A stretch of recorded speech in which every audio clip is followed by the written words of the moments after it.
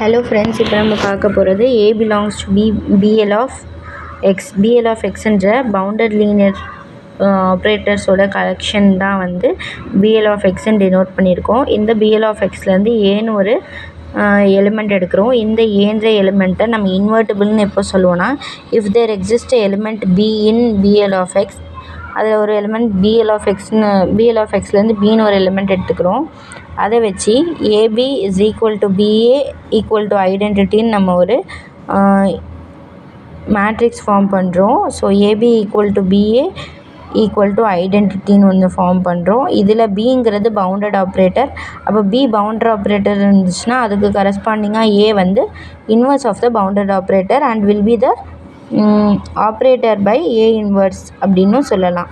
So இதை வந்து ஏவை வந்து இன்வெர்ட்டிபிள்னு எப்போ சொல்லுவோம் அப்படின்னா, ஏ கூட பின்ற ஒரு இன்னொரு எலிமெண்ட்டை நம்ம சேர்த்து AB equal to BA equal to ஐன்னு நம்ம ஒரு ஐடென்டிட்டி மேட்ரிக்ஸ் ஃபார்ம் பண்ண முடிஞ்சிச்சுன்னா, அப்போது அதில் இருக்கிற பி வந்து பவுண்டட் ஆப்ரேட்டர்னால் ஏ வந்து இன்வெர்ட்டிபிள் அப்படின்னு சொல்லலாம். Invertible and inverse of B is the inverse of A and will be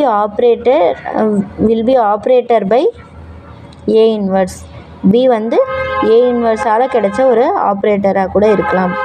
இப்போது கேன்ற ஃபீல்டுலேருந்து கேன்னு ஒரு எலிமெண்ட் எடுத்துக்கிறோம். இந்த எலிமெண்ட்டை ஸ்பெக்ட்ரல் வேல்யூ ஆஃப் ஏ அப்படின்னு சொல்கிறோம். ஏ வந்து BL of Xன்ற பவுண்டட் லீனியர் மேப்பிங்கில் இருக்குது. இந்த பவுண்டட் லீனியர் மேப்பிங்லேருந்து எடுத்துக்கிட்ட இந்த இன்வெர்ட்டிபிளான ஏவை வந்து நம்ம A-KIன்னு எழுதுகிறோம்.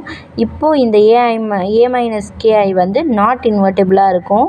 ஸோ ஏன்னா இதில் வந்து பவுண்டட் ஆப்ரேட்டர் கிடையாது. ஸோ A-KI வந்து நாட் இன்வெர்ட்டிபிள்.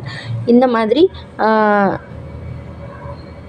ஏவை வந்து நாட் இன்வெர்ட்டிபிளாக மாற்றக்கூடிய ஒரு ஸ்பெக்ட்ரல் வேல்யூவை தான் வந்து A-KIன்ற இந்த கேல இருக்கிற வேல்யூஸ் தான் வந்து நம்ம ஸ்பெக்ட்ரல் வேல்யூஸ்ன்னு சொல்கிறோம். இந்த set of all spectral values of ஏவை வந்து நம்ம ஸ்பெக்ட்ரம் ஆஃப் ஏன்னு சொல்கிறோம். Set of all spectral values in கேவை வந்து நம்ம ஸ்பெக்ட்ரம் ஆஃப் ஏன்னு சொல்கிறோம். கே இந்த set of all spectral values எல்லாமே வந்து கேல இருக்கும். அப்போ கேவை வந்து நம்ம ஸ்பெக்ட்ரம் ஆஃப் ஏன்னு கூட சொல்லலாம். ஸோ ஸ்பெக்ட்ரம் ஆஃப் ஏவை வந்து நம்ம இதில் எக்ஸ்பிளைன் பண்ணியிருக்கோம். அண்ட் இந்த ஸ்பெக்ட்ரம் ஆஃப் ஏவை வந்து எஸ் ஆஃப் ஏன்னு நம்ம டினோட் பண்ணுறோம். இந்த S of A in K இது வந்து கேல இருக்கிற ஒரு ஸ்பெக்ட்ரம். ஸோ கேன்ற ஃபீல்டில் இருக்கிற ஒரு ஸ்பெக்ட்ரத்தை வந்து காம்ப்ளிமெண்ட் எடுத்தோம் அப்படின்னா அந்த காம்ப்ளிமெண்ட் ஆஃப் ஸ்பெக்ட்ரம் ஆஃப் ஏ வந்து ரிசால்வெண்ட் செட் ஆஃப் ஏ அப்படின்னு சொல்லுவோம். ஸோ இதுலேருந்து நம்ம என்ன தெரிஞ்சுக்கிட்டோம், ஏன்றது இன்வெர்ட்டிபிள். அதே ஏவை A-KI கூட சேர்த்தா ஒரு ஸ்பெக்ட்ரல் வேல்யூ கூட சேர்த்து நம்ம ஒரு கார்ட்டீசியன் ஈக்குவேஷனாக எழுதினோன்னா அந்த ஈக்குவேஷன் வந்து நாட் இன்வெர்ட்டிபிளாக மாறிடும். ஸோ இந்த நாட் இன்வெர்ட்டிபிளாக மாற்றுறதுக்கான மெயினான கேலேருந்து எடுத்துக்கிட்ட ஸ்பெக்ட்ரல் வேல்யூஸ் எல்லாத்தையுமே நம்ம ஒரு செட்டாக எடுத்து அந்த ஸ்பெக்ட்ரல் வேல்யூஸ் எல்லாத்தையும் ஸ்பெக்ட்ரம் ஆஃப் ஏன்னு சொல்கிறோம். அந்த ஸ்பெக்ட்ரம் ஆஃப் ஏவோடைய காம்ப்ளிமெண்ட்டை வந்து நம்ம ரிசால்வெண்ட் செட் ஆஃப் ஏன்னு சொல்கிறோம். அவ்வளோதான்.